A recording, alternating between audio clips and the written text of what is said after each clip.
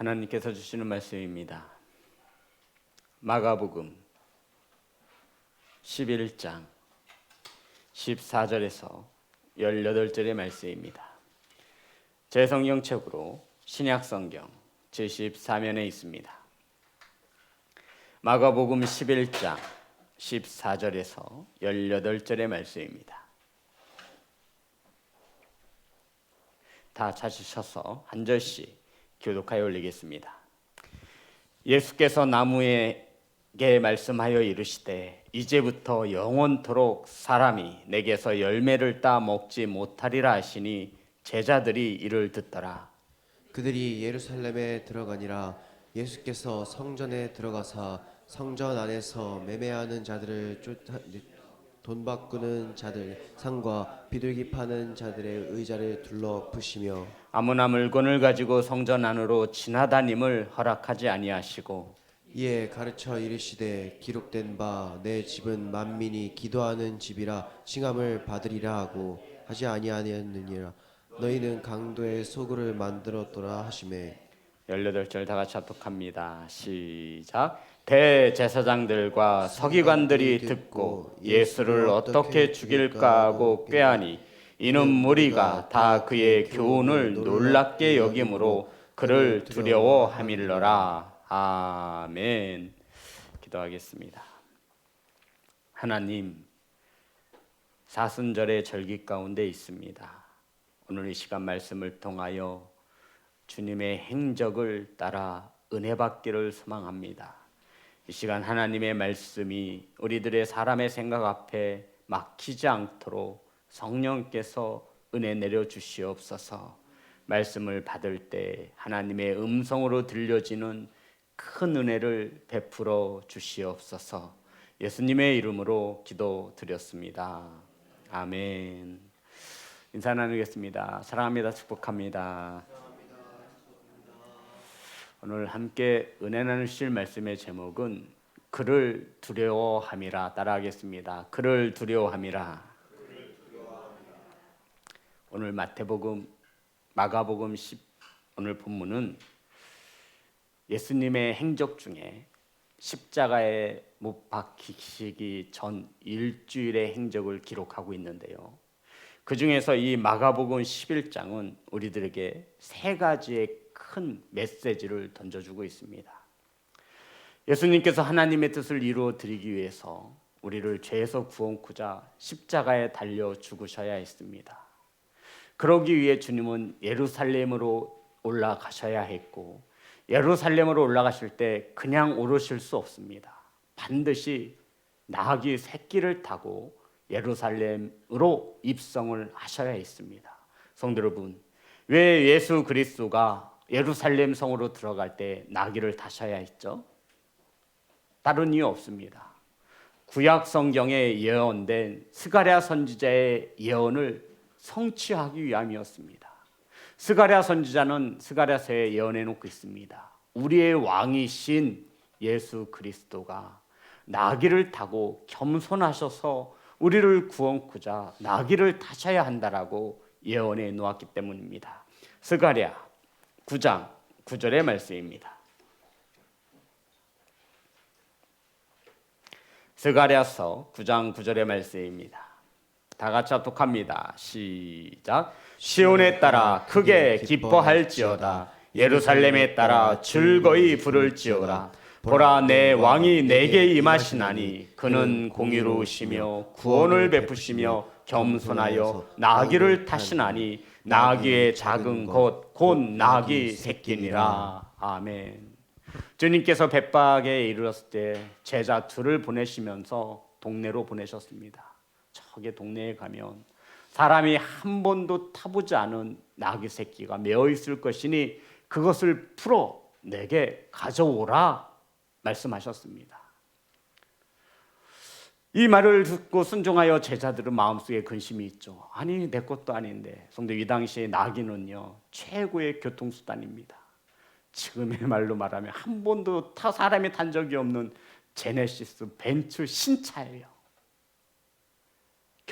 자녀를 결혼하기 시키기 위해서 아마 지참금으로 그만큼 귀하고 귀했던 것이 낙인데요, 한 번도 사람이 타본 적이 없는 낙이어야 합니다. 아니 이 낙이 새끼를 풀어서 갈 때 주인이 뭐라 그러면 주님 뭐라고 할까요? 그랬더니 주님께서 주가 쓰시겠다 하라 라고 일러주었습니다. 이렇게 해서 주님은 나귀를 타고 예루살렘으로 입성하셨습니다. 두 번째는 예수님께서 시장할 때 무화과 나무를 보셨습니다. 저 무화과 나무를 가면 반드시 내 시장함을 해결해 줄 수 있는 열매가 있겠거니 하고 무화과 나무를 찾아서 보았더니 열매가 없습니다. 열매가 없자 예수님께서는 다시는 사람들이 너에게서 열매를 따먹지 못할 것이라고 무화과 나무를 저주하였습니다. 이것을 누가 들었대죠? 오늘 성경 보니까 제자들이 들었습니다. 아니 우리 예수님 어떻게 된 거 아니야? 저 나무한테 말을 하네. 전지전능하신 하나님의 아들 예수 그리스도, 하나님의 말씀, 예수님의 말씀이면 나무들까지도 순종하는 전능하신 하나님의 아들이심을 말씀하고 있는 것입니다. 그리고 오늘 본문이 세 번째 말씀이, 오늘 세 번째 요지가 저와 여러분이 은혜 나누실 말씀입니다. 예수님께서 예루살렘 성전에 가셔서 가장 먼저 찾으신 것은, 예루살렘에 들어가셔서 가장 먼저 행하신 것은 예루살렘 성전입니다. 성전을 찾으신 예수님께서 성전에서 매매하는 자들을 내쫓으셨습니다. 성도 여러분, 우리는 예수님을 온유하고 인자하고 모든 것을 이해할 수 있는 그런 분으로 이해하고 있습니다. 틀리지 않죠. 그런데 이날은 웬일인지 주님께서 성전에 들어가시더니 성전에서 돈을 바꾸고 물건을 파고 사람들의 상을 엎으시고 의자를 던지면서, 그리고 요한복음 2장에 보면 노끈으로 채찍을 만들어서 사람을 내쫓아 버렸습니다. 그리고는 사람들이 물건을 가지고 함부로 성전을 다니지 못하도록 막으셨다라고 성경은 기록하고 있습니다. 성도 여러분, 예수님께서 소리를 지르시고 책상을 뒤엎고 의자를 던져가면서 이들을 내쫓는 예수님의 모습이 그려지십니까? 저와 여러분이 이렇듯 노를 바랄 수 있기를 소망합니다. 근데 예수님은 우리의 감정에 따라, 내 기분과 상처에 따라, 환경에 따라 노를 바라시는 것이 아니라 지금 성전에서 이렇게 했다라는 것입니다. 성경 어디를 봐도 예수님께서 책상을 뒤엎고 의자를 던지며 사람들을 내쫓으신, 화를 내신 이 말씀이 없어요. 오직 이 본문에서 한 번. 사랑하는 성도 여러분, 예수님께서 이토록 화를 발하시는 이유, 17절, 18절의 말씀입니다. 다 같이 합독합니다. 시작. 이에 가르쳐 이르시되 기록된 바 내 집은 만민이 기도하는 집이라 칭함을 받으리라고 하지 아니하였느냐. 너희는 강도의 소굴을 만들었도다 하시매 대제사장들과 서기관들이 듣고 예수를 어떻게 죽일까 하고 꾀하니 이는 무리가 다 그의 교훈을 놀랍게 여김으로 그를 두려워함일러라. 성도 여러분, 예수님께서 성전을 더럽혀져 있는 상태를 보시고 이토록 화를 내신 것은 예수님의 집이었기 때문이라 주님이 말씀하고 있습니다. 성전을 가리켜 주님이 뭐라고 말씀하시죠? 내 집을 너희들이 강도의 소굴로 만들었다라는 것입니다. 성도 여러분, 이 성전은 누구의 집입니까? 예수 그리스도의 집입니다. 아멘 합시다. 예루살렘 성전을 일컬어 주님이 내 집이라 말씀하신 거예요. 그러니까 쉽게 말해서 성전의 주인이 누구시다? 예수 그리스도이시다. 등기를 띄면 예수 그리스도로 등재가 되어 있는 거예요. 그런데 그 성전이 어떻게 변했어요? 강도의 소굴로 변했습니다. 성도 여러분, 내 집인데, 그 어떤 집보다 거룩해야 할 하나님의 집인데, 내 집인데 이 성전이 더러워지고 짓밟혀졌습니다. 주님은 도저히 참을 수가 없어요. 자신의 몸이 십자가에 못 박히고 채찍에 맞는 것은 감내할 수 있지만 내 아버지의 집이, 내 집이 이렇듯 강도의 소굴로 변해져 가는 것은 도저히 볼 수 없었던 것입니다. 사랑하는 성도 여러분, 예수님의 집이 만민이 기도하는 거룩한 집이어야 합니다. 그런데 강도들이 들어와서 자신의 소굴로 삼았다라는 거예요. 그래서 주님께서 너희들이 강도의 소굴을 만들었도다. 그럼 우린 여기서 주님이 말씀하시는 강도가 누구냐 이거죠. 성도 여러분, 강도 누구예요? 자, 다시 한번 보겠습니다. 17절, 18절 말씀 다 같이 합독합니다. 시작. 이에 가르쳐 이르시되 기록된 바 내 집은 만민이 기도하는 집이라 칭함을 받으리라고 하지 아니하였느냐. 너희는 강도의 소굴을 만들었도다 하시매 대제사장들과 서기관들이 듣고 예수를 어떻게 죽일까 하고 꾀하니 이는 무리가 다 그의 교훈을 놀랍게 여김으로 그를 두려워함이러라. 아멘. 성도 여러분, 누가 강도예요? 대제사장과 서기관을 포함한 성전에서 물건을 매매하고 파는 무리가 있나요? 무리라는 단어가 있어요? 그럼 오늘날 강도가 누구예요? 저를 비롯한 여러분이 강도라고 주님이 말씀하신 거예요. 이 말을 대제사장과 서기관이 들었어요. 어땠을까요? 어떻게 반응을 하죠? 내가 저 예수 저 자식을 기필코 죽이리라.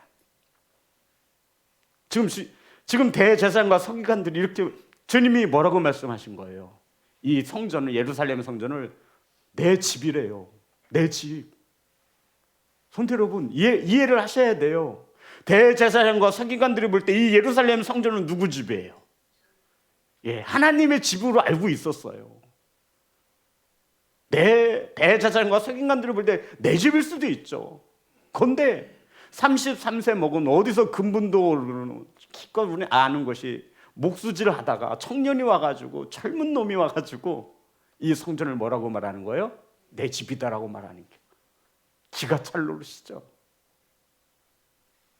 저 사람을 그대로 둬서는 안 된다는 거예요. 하나님의 집을 모욕하고 신성 모독죄를 걸어서 꾀를 내어서 살려두어서는 안 되겠구나. 예수 그리스도를 죽이기로 작정한 사건이 이 사건에서 빌미가 되어지는 겁니다. 사랑하는 성도 여러분, 강도가 어떤 일을 하죠?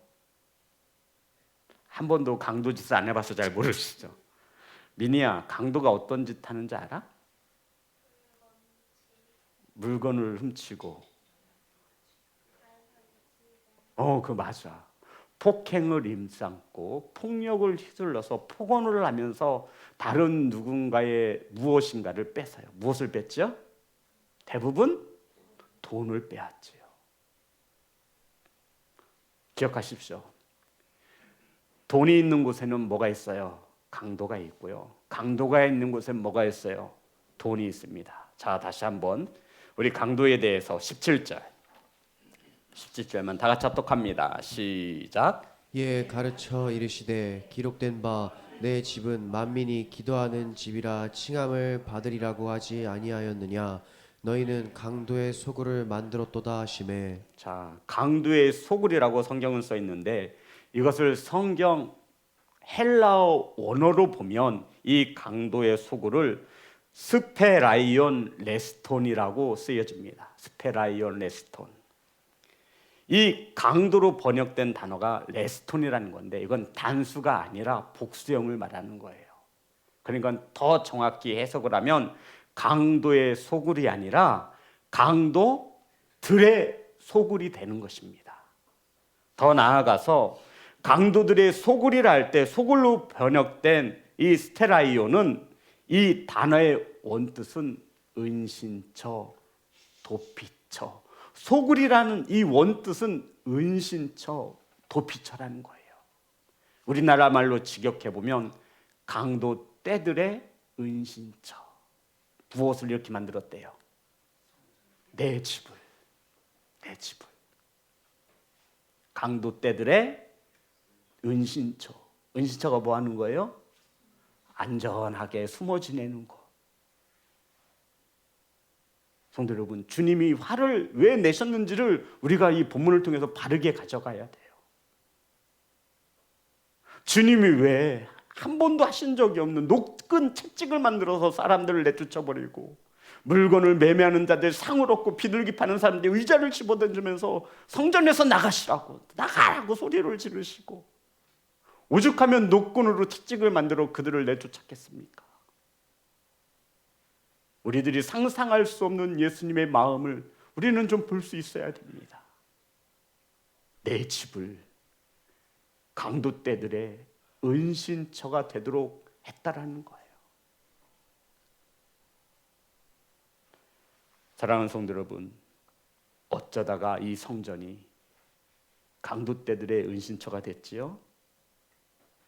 힌트는 주님이 원하시는 내 집은 만민이 기도하는 집이라 일컬음을 받아야 한다라고 말씀하고 있는 거예요.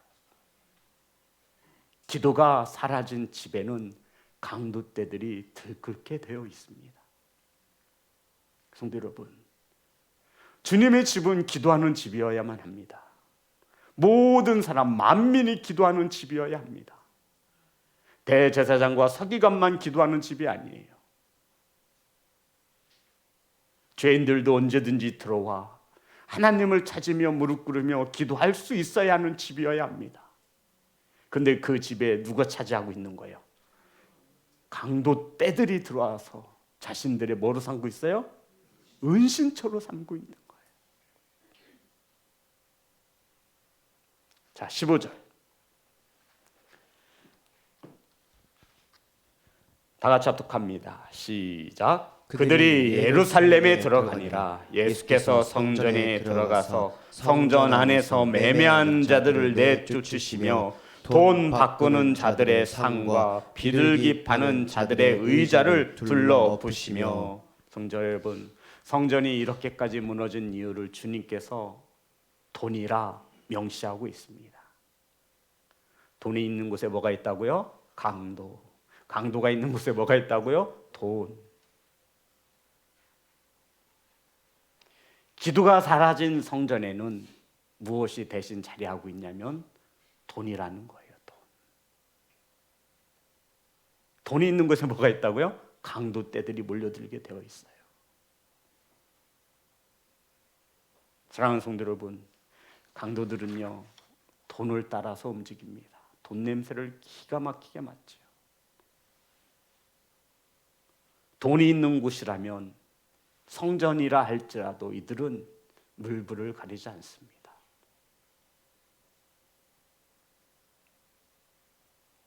성전을 강도들의 소굴로 만든 강도들이 성전에서 무엇을 하겠습니까? 바꾸어서 만민이 기도해야 하는 예수 그리스도의 집에서 강도떼들이 주인 행세를 하고 있으며 그 집에서 강도들이 무엇을 했겠습니까?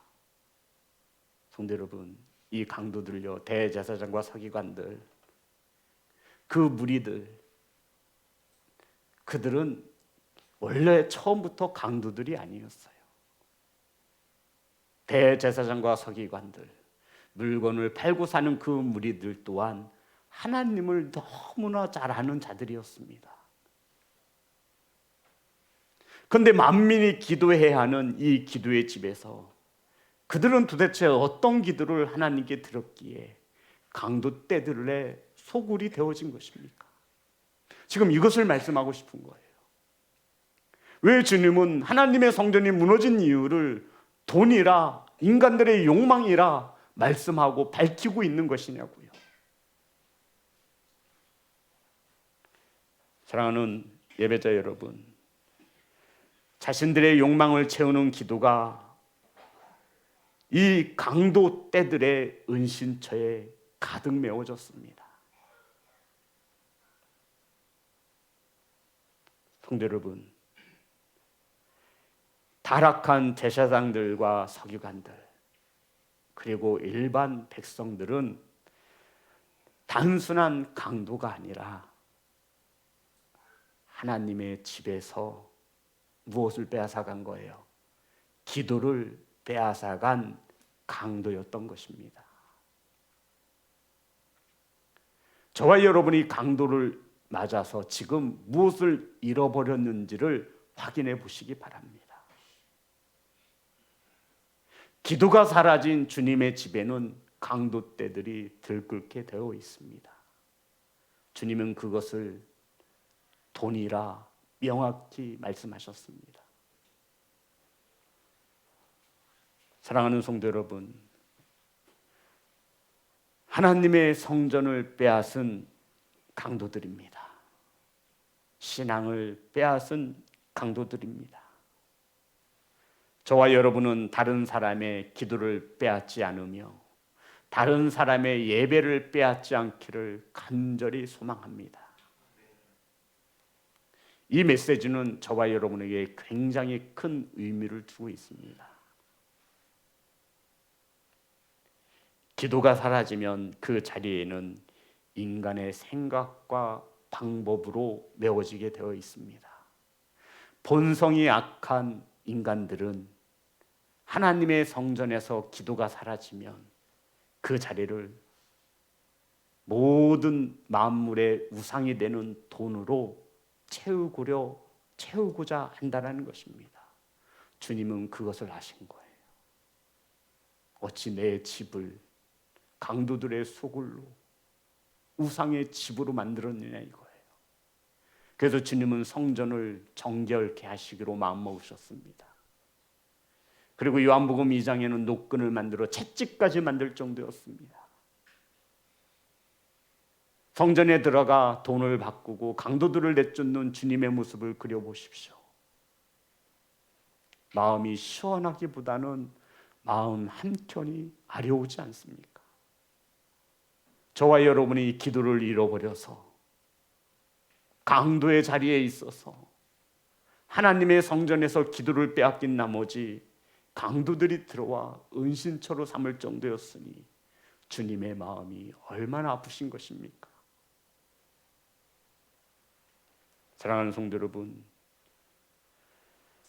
하나님의 말씀보다 앞서게 되면 교회도 얼마든지 제사장들도 얼마든지 강도가 될 수 있고 강도의 소굴이 될 수 있음을 주님은 가르쳐 주셨습니다.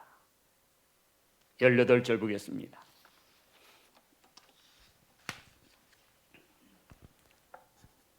다 같이 합독합니다. 시작. 대제사장들과 서기관들이 듣고 예수를 어떻게 죽일까 하고 꾀하니 이는 무리가 다 그의 교훈을 놀랍게 여김으로 그를 두려워함일러라. 성도 여러분, 이 18절 마지막 절에 보면 무리가 다 그의 교훈을 놀랍게 여김으로 그를 두려워함이러라. 성도 여러분, 이들이 강도들이 누구를 두려워했다라는 말씀이시죠? 예수님을 두려워했습니다. 성도 여러분, 강도들도요 예수님을 두려워할 줄 아는 자들이었어요. 그래서 이 말씀을 읽을 때 좀 한 줄기의 소망이 보이기도 했어요. 강도들이 예수님을 두려워하니까 이제 돌아서겠구나. 하지만 강도들은 대제사장과 서기관들은 예수님을 어떻게 하면 죽일지를 꾀를 내는 자들이었습니다. 사랑하는 성도 여러분, 두려워한다라는 것은 성경의 경외로 나타나고 있습니다. 경외. 이 강도들도 주님을 경외하기는 하였지만 이 경외는 자기의 뜻대로 하는 경외였다라는 것이죠. 저와 여러분은 예수님 그리스도를 바라볼 때 두려움으로 바라보십니까?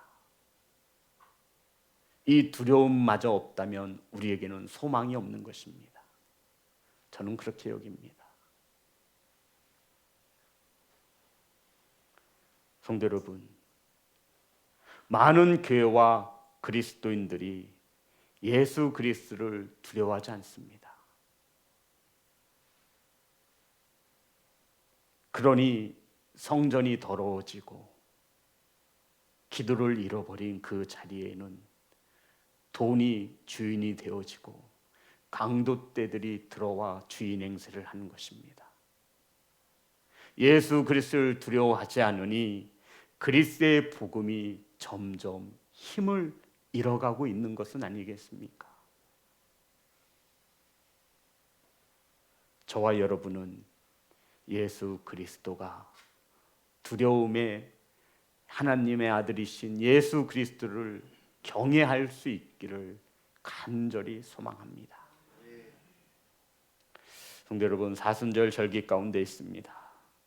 예수 그리스도가 십자가에 못 박혀 고난받으시고 죽으셨습니다.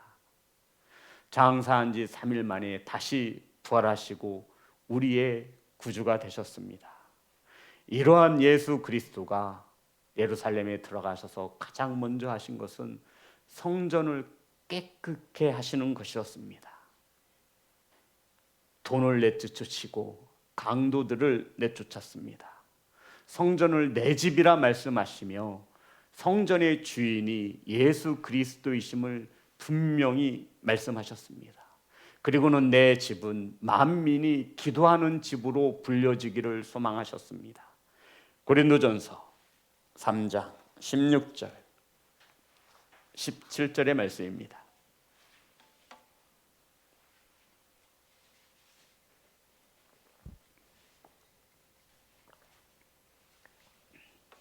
고린도전서 3장 16절 17절 다 같이 합독합니다. 시작. 너희는 너희가 하나님의 성전인 것과 하나님의 성령이 너희 안에 계시는 것을 알지 못하느냐? 누구든지 하나님의 성전을 더럽히면 하나님이 그 사람을 멸하시리라. 하나님의 성전은 거룩하니 너희도 그러하니라. 아멘. 너희는 너희가 하나님의 성전인 것과, 성전의 주인이 누구시라고요? 예수 그리스도, 내 집이라고 말씀하신 거예요. 저와 여러분의 이 몸뚱아리가 하나님의 전이심을 믿으시기를 바랍니다. 이 전은 하나님의 성령이 계시는 하나님의 집이 되심을 믿으시기를 주의 이름으로 축복합니다. 그래서 누구든지, 성도 여러분 보세요. 17절에 보면 다 같이 합독합니다. 시작. 누구든지 하나님의 성전을 더럽히면 하나님이 그 사람을 멸하시리라. 하나님의 성전은 거룩하니 너희도 그러하니라. 아멘. 누구든지 대제사장이 됐건 서기관이 됐든 누구든지 하나님의 성전을 더럽히면, 성전이 여기서 말하는 성전이 어떤 성전이에요? 눈에 보이는 성전이 아니에요? 아니면 하나님이 계시는 이 육체 바디를 말하는 거예요? 저와 여러분의 몸뚱아리를 말하는 거예요. 저와 여러분의 몸뚱아리를 더럽히면 누구든지 멸하신다라고 말씀하시는 것입니다. 다른 것에 용선이 있어도 하나님이 전이 더러워지는 것은 예수 그리스도는 보지 못하시는 거예요. 들을 수 있는 귀가 있기를 소망합니다. 깨닫는 성도가 되시기를 주의 이름으로 축복합니다. 성도 여러분, 주님은 모든 것을 다 포용하세요. 침을 뱉고 가시면류관을 채찍에 맞아도 주님은 그들을 위해 기도합니다. 하지만 내 집이 더러워지는 것만큼은 주님께서 용납을 하지 못하시는 거예요. 누구든지 내 성전을 더럽히는 자는 멸하실 것이라 말씀하신 것입니다. 사랑하는 성도 여러분, 성전을 더럽힌다라는 것은 어떤 의미이겠습니까? 나쁜 것을 먹고 마시는 것으로만 생각하십니까? 아마도 저와 여러분의 성전을 가장 많이 더럽히는 것은 저와 여러분의 생각이고, 이 생각을 언어로 표현하는 저와 여러분의 말일 것입니다.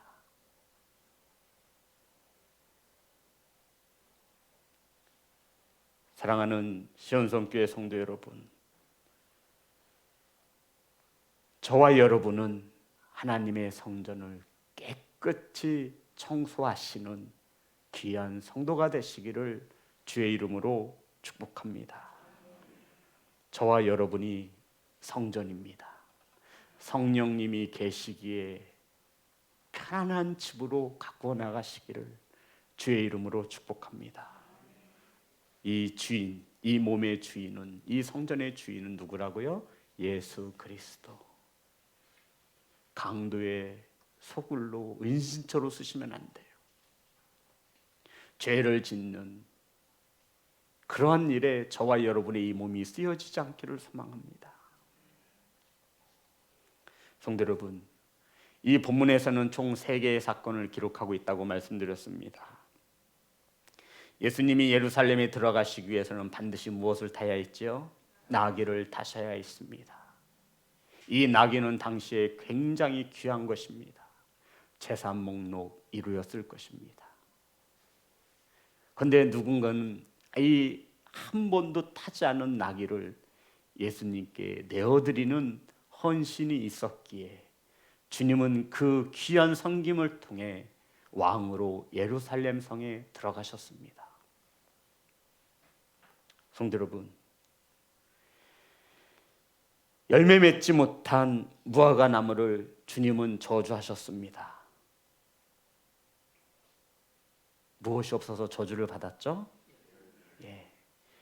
있어야 하는 열매가 없어서 저주를 받았어요. 그러면 성전이 저주를 받은 이유는 무엇이죠, 성도 여러분? 없어야 할 것이 있었기 때문입니다. 지금 이건 따로 떨어진 일이 아니에요, 성도 여러분. 이 본문에서 말하는 3가지의 사건은 모든 초점이 주님에게 맞춰져 있어요. 무화과 나무는 있어야 할 열매가 없어서 저주를 받은 거예요. 그리고 이 성전 정한, 이 성전에 있는 모든 것을 내쫓으신 주님은 성전에 없어야 할 것이 있었기 때문이에요. 이것은 그냥 성경에서 말하는 예루살렘 성전의 이야기가 아니라 저와 여러분의 이 성전에 대하여 이야기하는 것입니다. 저와 여러분에게 있어야 할 것은 반드시 있어야 합니다. 아멘. 또한 저와 여러분이 성전에는 반드시 없어야 할 것은 없어야 하는 것입니다. 없어야 하는 것이 있으면 주님에게 책망을 듣는 거예요. 반드시 있어야 하는 열매는 열매로 나타내야 합니다. 왜요? 주님이 시장하시대잖아요. 그럼 열매를 내어서 드려야죠. 성경에 보면 아직 무화과의 때가 아니었어요. 성도 여러분, 아직 열매 맺을 때가 아니에요. 그런데도 주님은 이 사건을 통해서 내 말 한마디면 이 나무마저도 복종하고 순종하는 것이라는 것을 밝히 보이시는 것입니다. 이러한 주님이 저와 여러분의 주인이 되신다 말씀하고 있는 거예요. 이러한 예수님이 예루살렘 성전의 주인이 되신다 말씀하고 있는 것입니다. 이러한 주님이 무엇인들 못하시겠습니까? 사랑하는 성도 여러분, 저와 여러분 성전에 있어야 할 것은 무엇이며 없어야 할 것은 무엇입니까?